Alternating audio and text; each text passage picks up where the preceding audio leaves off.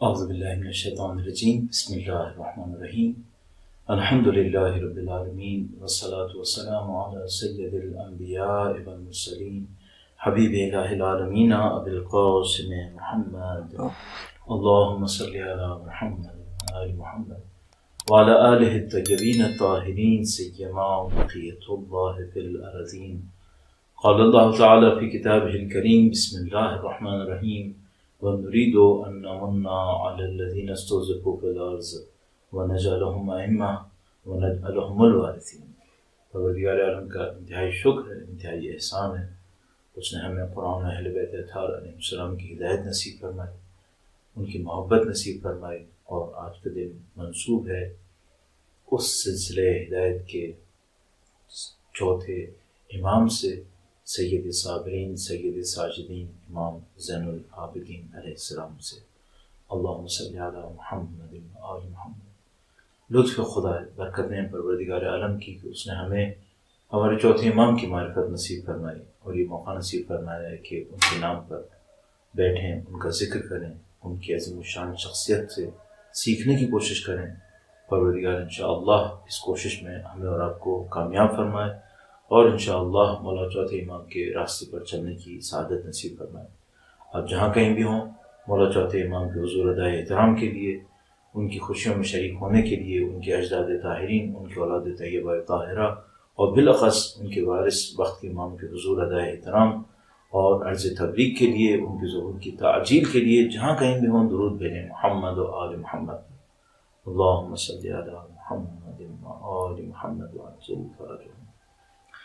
یوں تو ان عظیم الشان ہستیوں کے نام پر بیٹھنا ہی ایک عبادت ہے کہ آپ ان کا ذکر کریں اور اس پرچم میں توحید کو سربلند رکھیں، جس پرچم کو بلند رکھنے کے لیے انہوں نے قربانی دی۔ یہ ذکر کرنا عبادت ہے، اور اس خاطر خدا تعالیٰ نے فرمایا وَمَن يُعَظِّمْ شَعَائِرَ اللَّهِ فَإِنَّهَا مِن تَقْوَى الْقُلُوبِ۔ جو اللہ کے نعروں کی حفاظت کرے تو یہ دلوں کی تقوی کی نشانی ہے۔ یہ کہ آپ اس توفیق کو حاصل کر پائیں، ہم اور آپ اس توفیق کو حاصل کر پائیں، اس کے لیے ہمیں خدا کا بہت شکر گزار ہونا چاہیے۔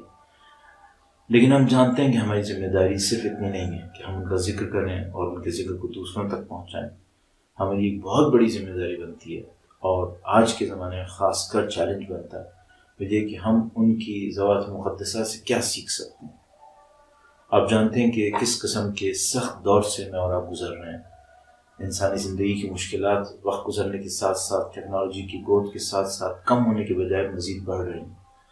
ہم ممکن ہے کہ بعض فیلڈز کے اندر کچھ کامیابیاں حاصل کر پائیں، لیکن ہم نے کچھ نئی فیلڈز ایسی کھول دی ہیں جہاں پر جو مشکلات ہیں وہ پہلے کبھی ہمارے سامنے نہیں آئی تھیں۔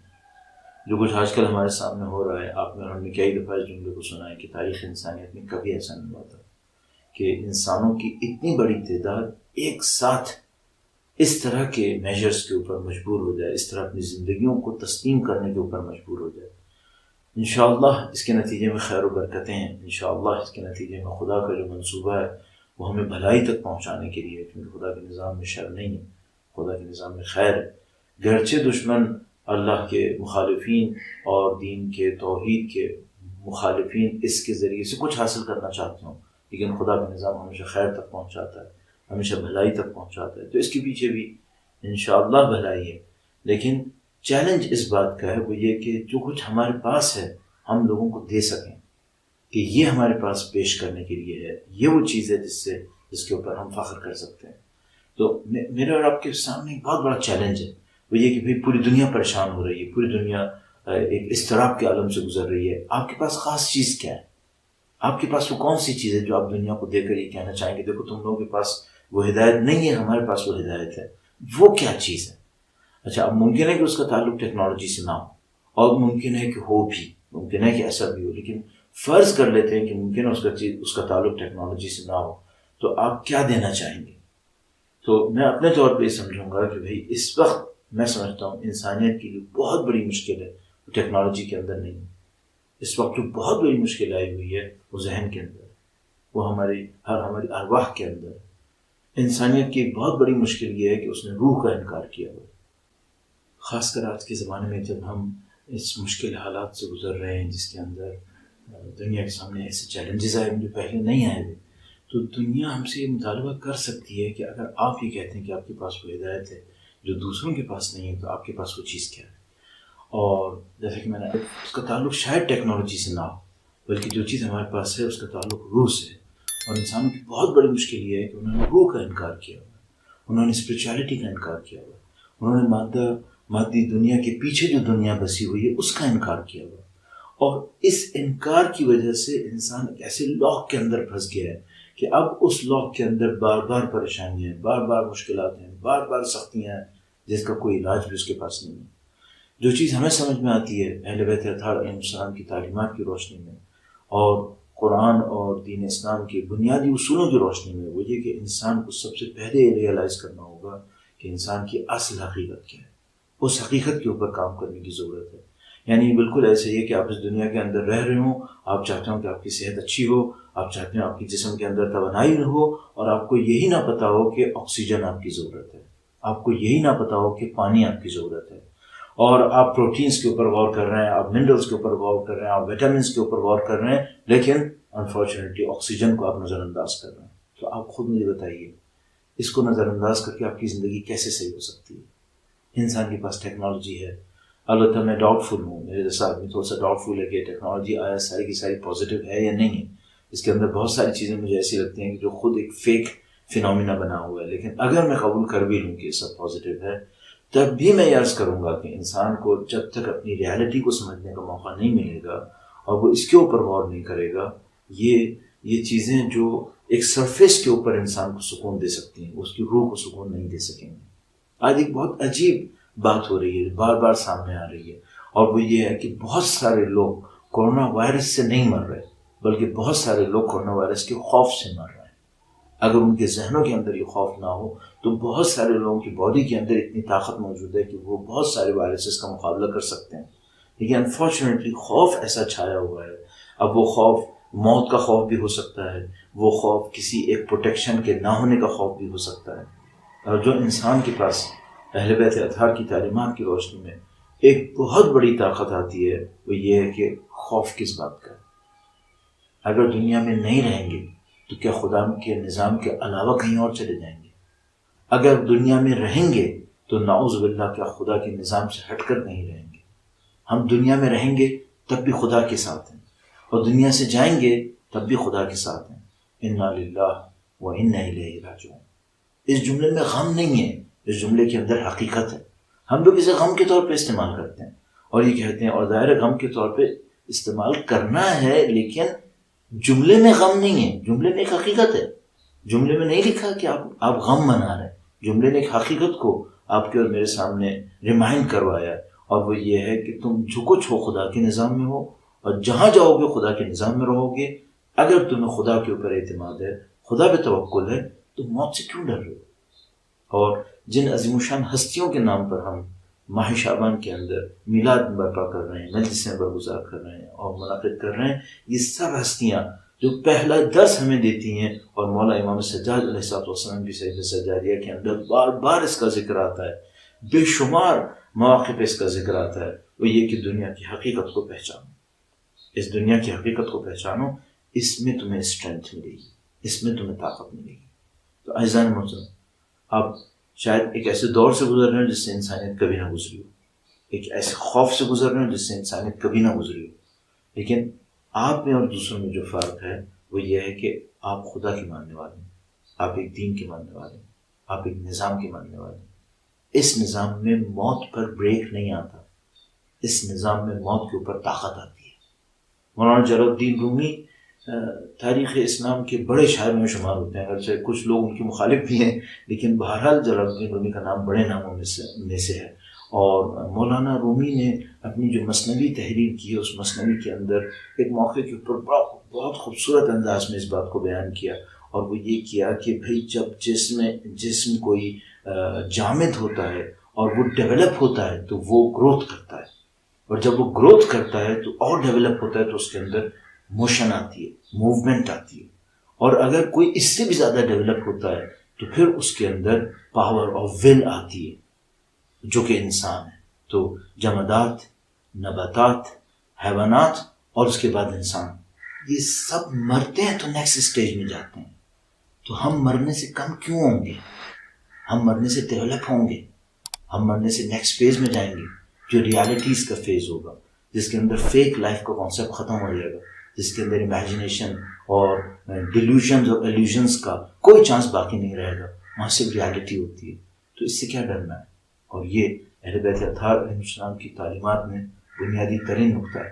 اور چونکہ ذکر مولا امام سجاد علیہ السلام کا ہے تو کیا خوبصورت وہ کلام ہے جو امام نے اس لعین کے دربار میں کھڑے ہو کر ارشاد فرمایا کہ جب اس نے قتل کی دھمکی دی تو امام نے فرمایا کہ اتحدثنا بالموت یا ابن مرجانہ، اے مرجانہ کے بیٹے، کہ ہمیں موت سے ڈراتے ہو؟ کتنا فخر اس جملے کے اندر۔ اہل بیت اطہار علیہ السلام کی اگر بہت ساری تعلیمات خدا نہ کرے نعوذ باللہ تعالیٰ ہم تک نہ پہنچی ہوتی اور یہ چند جملے پہنچے ہوتے جو انہوں نے ان کریٹیکل ٹائمز کے اندر ارشاد فرمایا، یہ جملے ہمارے فخر کے لیے بہت تھے۔ آپ جو دنیا کے ہیروز دیکھتے ہیں، ان ہیروز کے اندر کیا رہ جاتا ہے؟ تو مثلا وہ کہتے ہیں کہ اس نے اس موقع کے اوپر یہ جملہ کہا، اس موقع کے اوپر یہ جملہ کہا۔ آپ ذرا تصور کر رہے ہیں کس موقع پر امام نے یہ جملہ ارشاد فرمایا؟ عبید اللہ ابن زیاد کے دربار کے اندر کھڑے ہیں، کربلا کا واقعہ ہوئے چند دن گزرے ہیں اور امام کی مخدرات عصمت و طہارت اس موقع پر ان کے سامنے کھڑی ہوئی ہیں اس اسیر ہونے کی شکل میں۔ خود امام کی زندگی گویا ظاہری طور پر ایک دھاگے سے بندھی ہوئی ہے، اور اس موقع پر جب وہ لعین دھمکی دیتا ہے کہ میں قتل کر دوں گا تو امام اس موقع پہ ارشاد فرماتے تم ہمیں موت سے ڈراتے ہو؟ آپ اور میں ان کے ماننے والے ہیں۔ تو عزیزان محترم، اپنے اندر ایک اضافی اعتماد دکھائی، ایک ایکسٹرا کانفیڈنس دکھائی دنیا کو، اور اگر دنیا اس موقع کے اوپر حتیٰ لرز بھی رہی ہو خوف سے، آپ فخر سے چلیے، آپ اپنے اطمینان کے ساتھ زندگی گزاریے۔ البتہ میں نہیں کہہ رہا کہ احتیاطی تدابیر نہ کریں، یقیناً احتیاطی تدابیر کریں۔ اور یہ جو برصغیر تذکرہ عرض کر رہا ہوں، یہ ایک موومنٹ چلی ہوئی ہے پوری دنیا کے اندر جمہوریہ اسلامی کے خلاف، کہ پتہ نہیں جو ریجڈ مولوی تھے انہوں نے وائرس پھیلوا دیا اور پتہ نہیں اسٹیٹ نے وہ ریئیکٹ نہیں کیا، اور اسٹیٹ نے یہ کیا، کتنی غلط فہمیوں کی بنیاد کے اوپر یہ پروپیگنڈا مشینری کام کر رہی ہے۔ الحمدللہ رب العالمین، اہل بیت اطہار کے چاہنے والوں نے سب سے اچھا مقابلہ اس وائرس کا کیا۔ اگر آپ ان ملکوں کی تاریخ دیکھیں جن سے اندر یہ وائرس گزر رہا ہے اور ایران سے تھوڑا سا اس کا کمپیریزن کریں تو ہمیں نظر آتا ہے کہ اس ملک نے تمام تر پابندیوں کے باوجود جس کے اندر وہ لوگ موجود تھے، کس طاقت کے ساتھ اس وائرس کا مقابلہ کیا ہے کہ اب یہ سارے ملک جو سو کالڈ ڈیولپ کنٹریز تھے وہ کہیں زیادہ مشکل میں مبتلا ہو گئے ہیں ایران کے مقابلے میں، اگر ایران سے مقابلہ کر رہا ہوں اس کو۔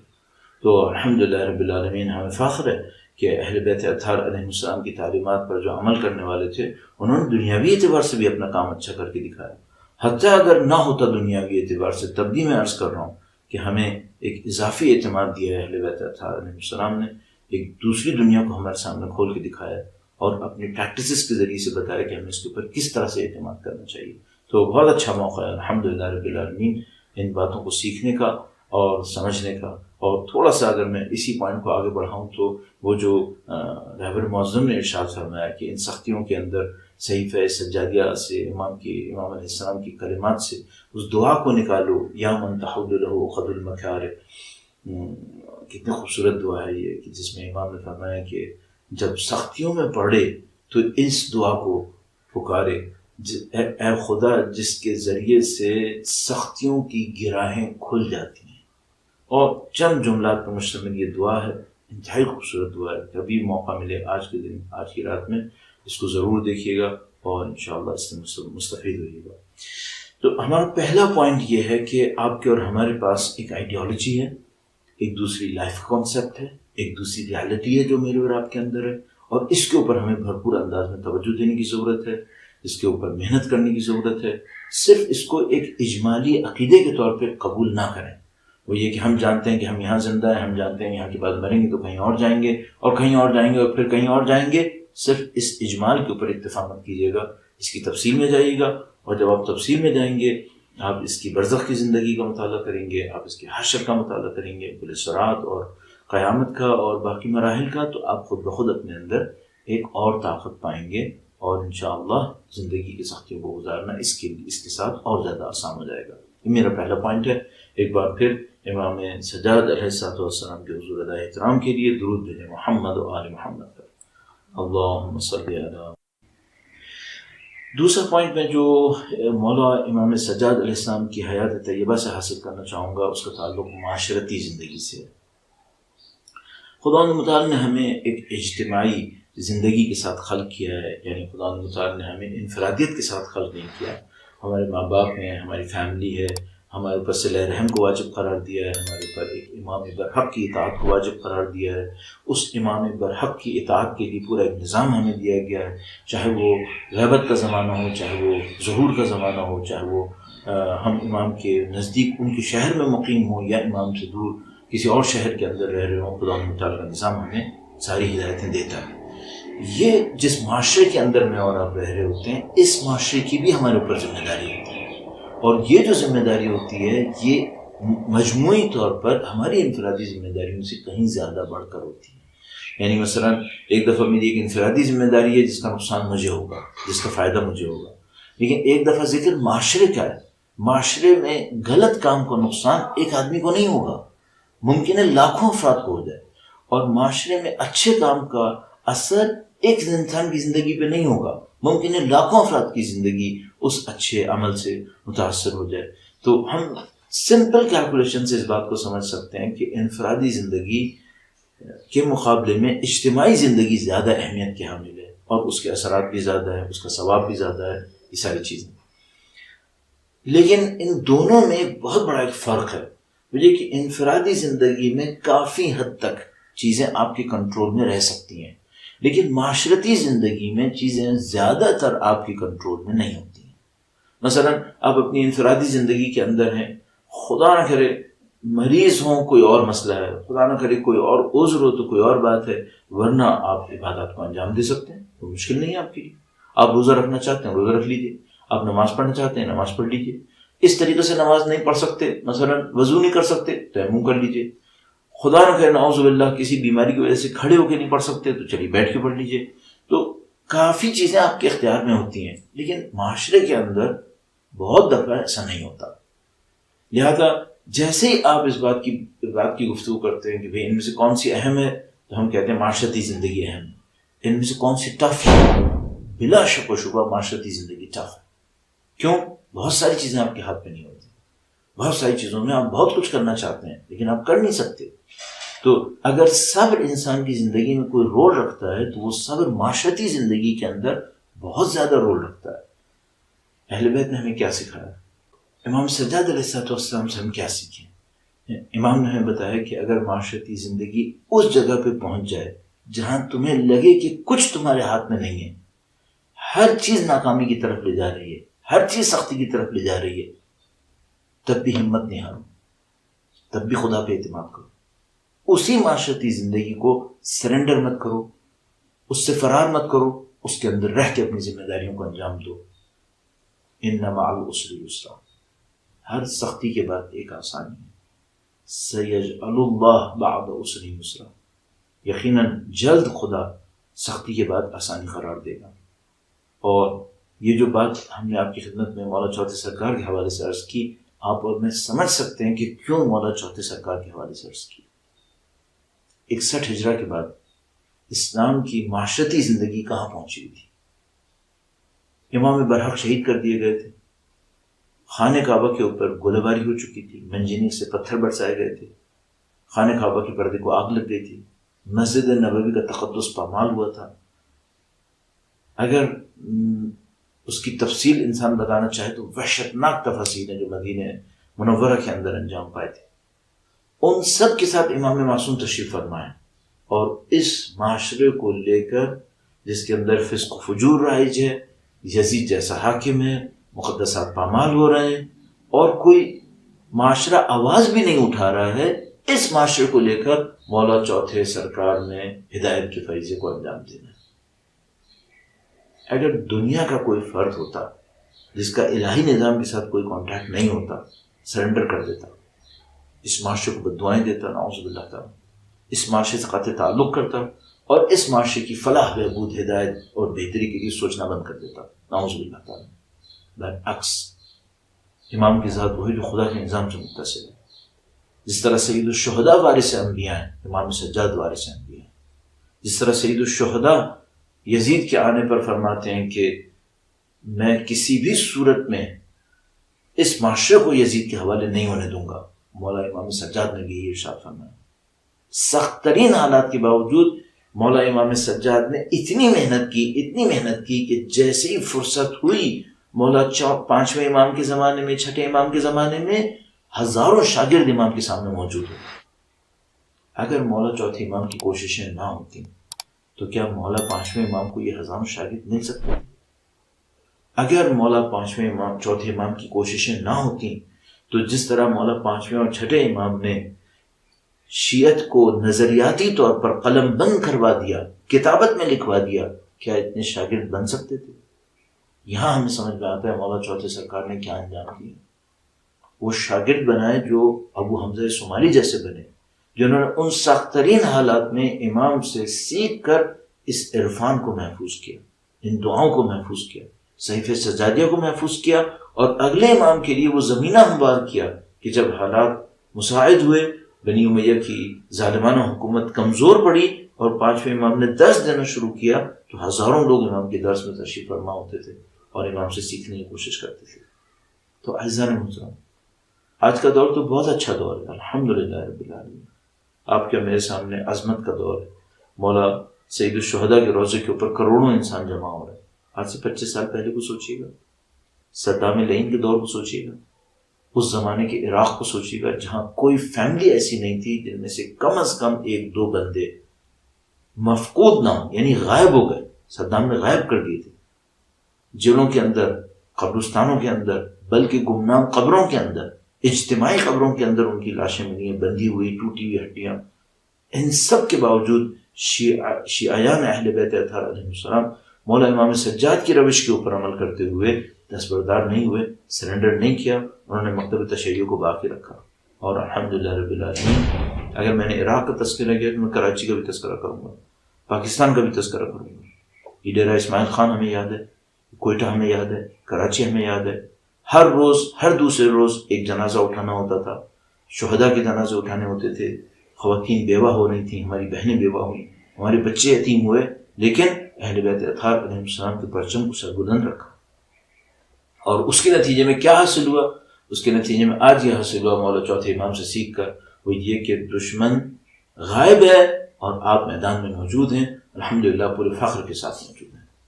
الحمدللہ رب العالمین، ہم نے کہیں پر بھی اپنی ذمہ داریوں کو نظر انداز نہیں ہونے دیا، الحمدللہ رب العالمین۔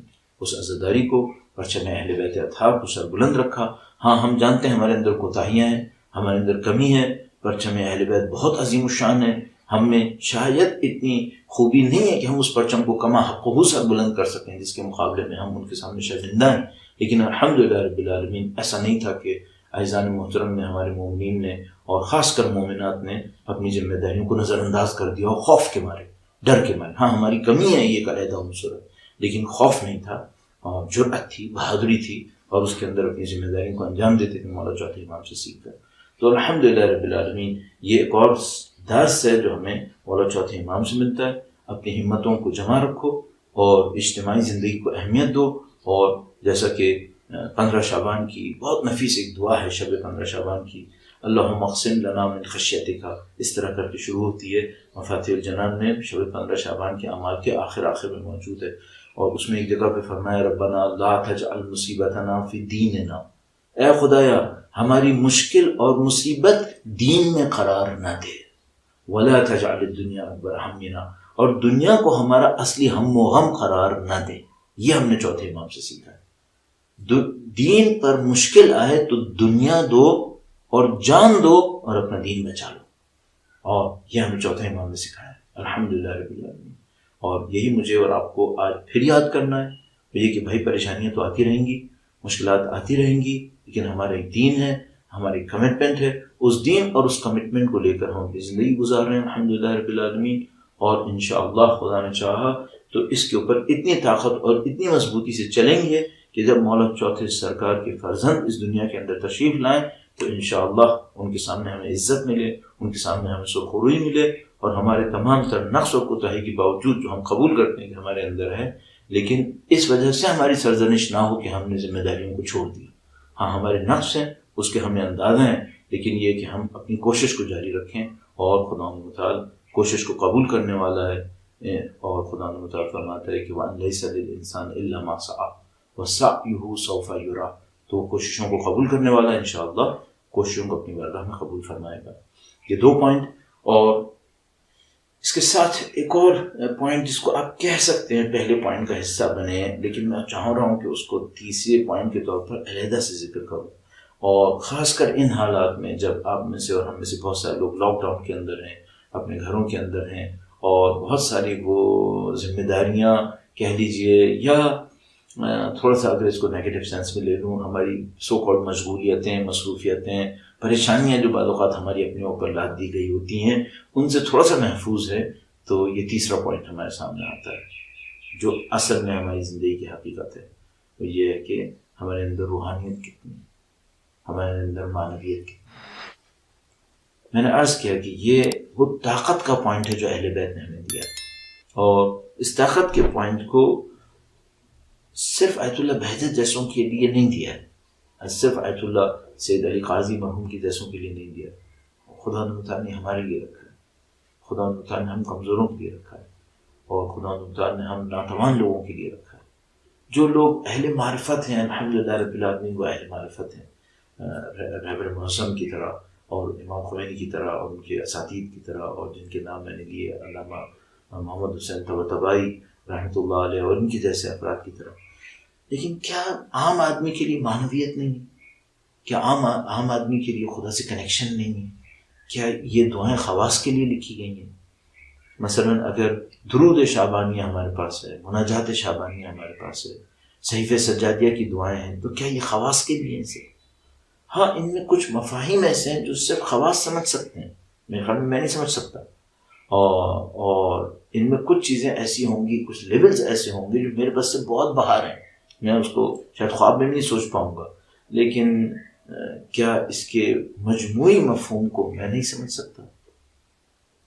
اے خدایا تو میری بات کو سن جب میں کچھ کہتا ہوں، اور اے خدایا میری ندا کو قبول کر لے جب میں تجھے پکارتا ہوں۔ اس میں کون سی بات ہے جو نہ سمجھنے والی؟ خدایا اگر تو مجھے عذاب کے لیے ڈالے گا اور میری گناہوں پہ گرفت کرے گا تو میں تجھے تیری رحمانیت کا واسطہ دوں گا، تیری بزرگواری کا واسطہ دوں گا۔ کون سی ایسی بات ہے جو میں نہیں سمجھ سکتا؟ اتنا تو مجھے سمجھ میں آتا ہے۔ اگر مجھے سمجھ میں آتا ہے اور یہ میرے ہی لیے لکھا گیا ہے تو عزیزان محترم، میں اور آپ اپنے آپ کو اس سے محروم کیوں کریں؟ بہت خوبصورت ایک پوائنٹ بیان فرمایا سید مقاومت نے، اور انہوں نے فرمایا کہ آپ اللہ سے گفتگو کریں اپنی زبان میں۔ آپ نے اگر چند دن پہلے کا ان کا کلپ دیکھا ہو، میں نے چند دن پہلے دیکھا، ممکن کافی وقت پہلے فرمایا انہوں نے، بہت خوبصورت فرمایا کہ بھئی آپ کہیں تنہائی میں بیٹھے ہیں، آپ لاک ڈاؤن کے اندر ہیں، آپ کے پاس مشغولیتیں کم ہیں، خدا کو پکاریں۔ کہ کوئی تنہائی کی جگہ لے لیجئے، اور اپنی اور میری اور آپ کی زندگی میں یہ پرماننٹ حصہ ہونا چاہیے۔ اور ویسے بھی ماہ شعبان ہے، ماہ شعبان کے اندر استغفار مستحبات میں سے ہے، 70 مرتبہ ہر روز استغفر اللہ ربی و اتوب الیہ کہنا مستحب ہے۔ تو کہیں بھی تنہائی میں بیٹھ جائیے، خدا نے سے گفتگو کرنا شروع کر دیجئے، 5 دفعہ 10 دفعہ استغفر اللہ کہیں، اپنے گناہوں کو یاد کریں، تھوڑا سا گریہ کر لیں، اللہ سے گفتگو کر لیں، پھر دوبارہ 5-10 دفعہ گناہوں کو یاد کر کے استغفار کر لیں۔ 1 مہینے پتہ نہیں کہاں سے کہاں پہنچ جائیں۔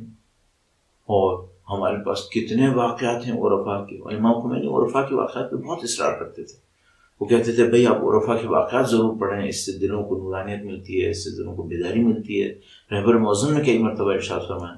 تو ہمارے پاس عرفاء کے واقعات موجود ہیں کہ خاص حالات میں اللہ کو یاد کرنے پر ایک رات میں پتہ نہیں کتنے مرحلے طے کر لیے۔ مثلا کوئی گناہ ممکن تھا جس کو کوئی نہیں جان سکتا تھا اگر وہ گناہ کو انجام دیتے، لیکن نہیں انجام دیا، خدا کو یاد کیا، خدا نے متعالی فضیلتیں دی۔ آپ اس وقت مثال کے طور پر اس لاک ڈاؤن کے اندر ہیں، کہیں باہر نہیں جا سکیں گے، باہر جائیں گے تو اور مسائل ہیں آپ کے لیے، آپ گھر کے اندر ہیں، تو بندے خدا اللہ نے آپ کو اچھا موقع دیا ہے۔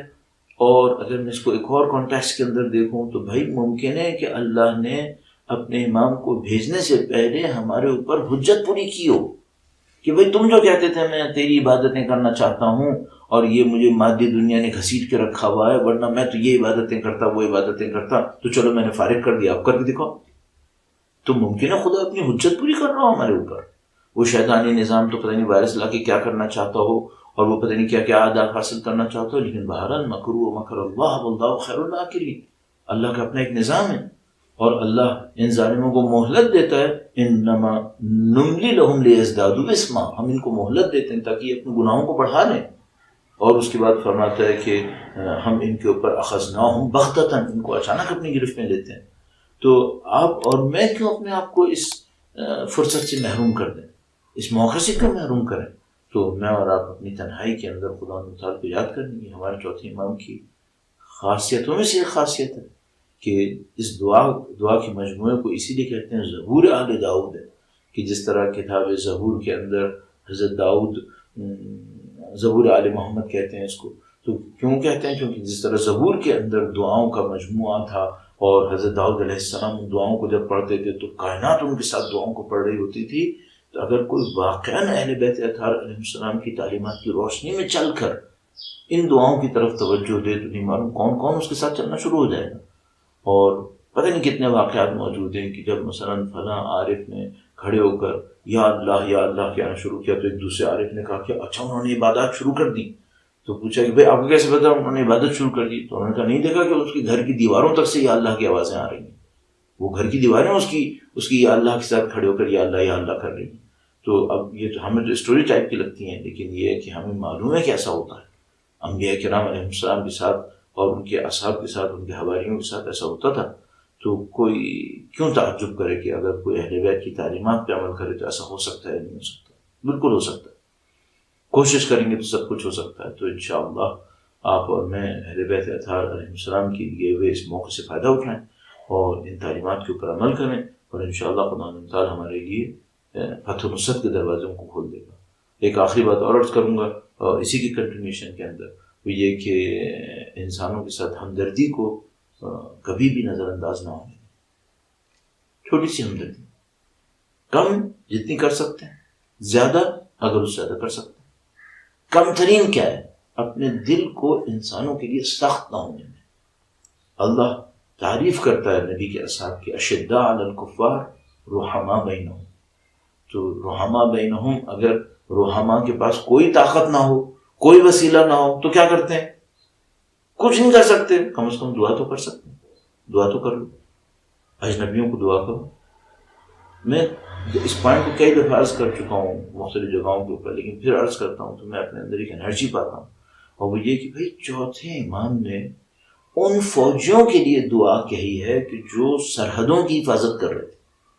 اچھا، مولا چوتھے سرکار کے زمانے میں جو سرحدوں کی حفاظت کر رہے تھے وہ کون سے فوجی تھے؟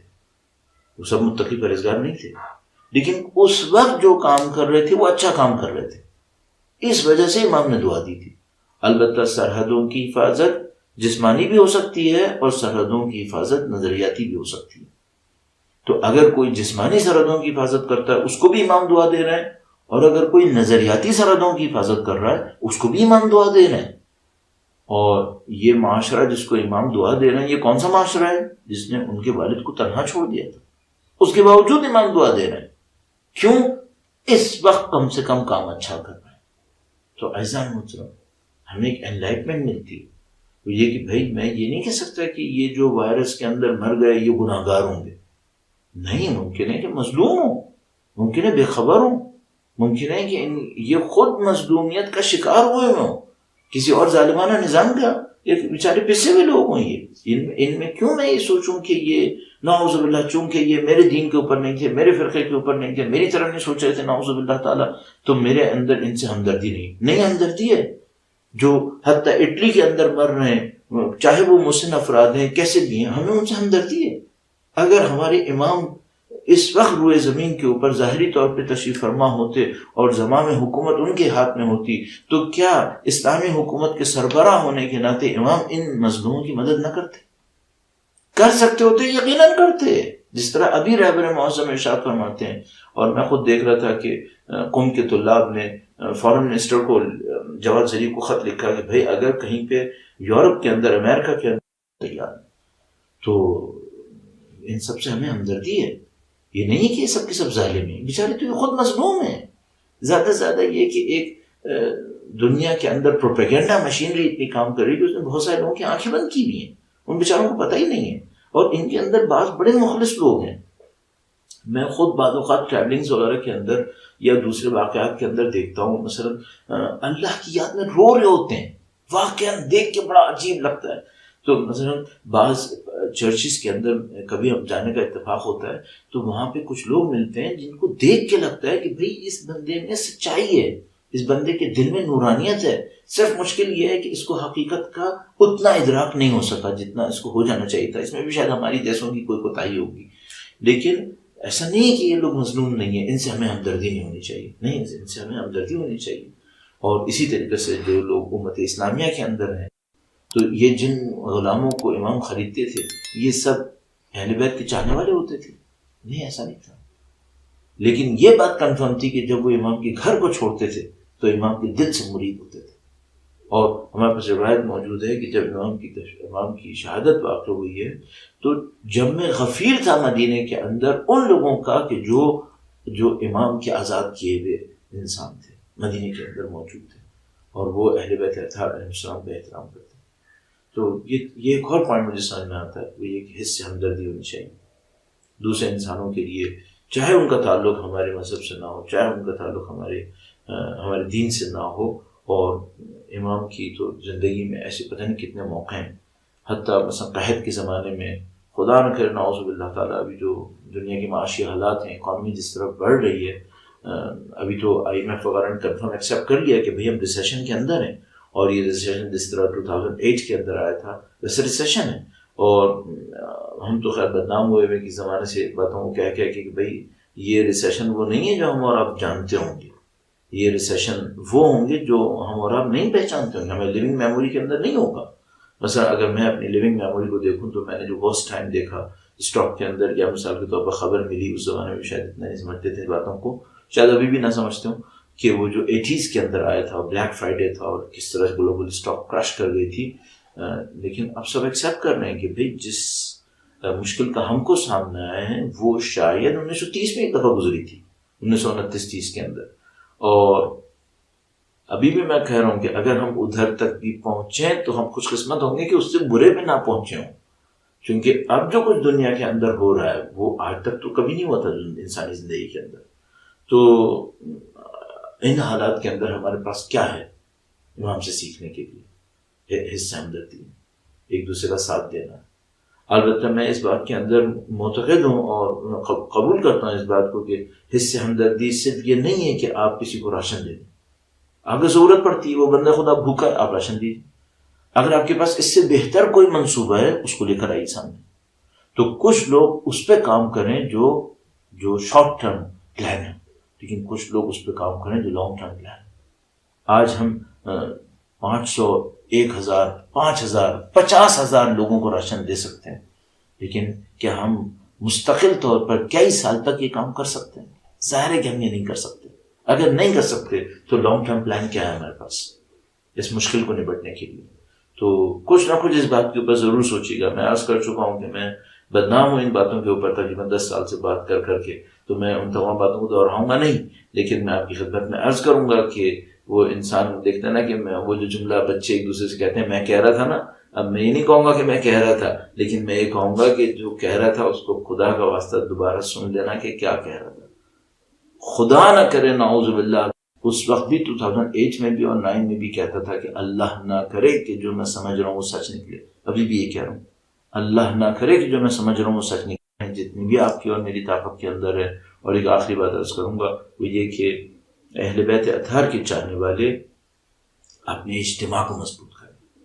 اصبروا وصابروا ورابطوا، صبر کرو، صبر کی تلقین کرو اور ایک دوسرے سے رابطے کو بڑھاؤ.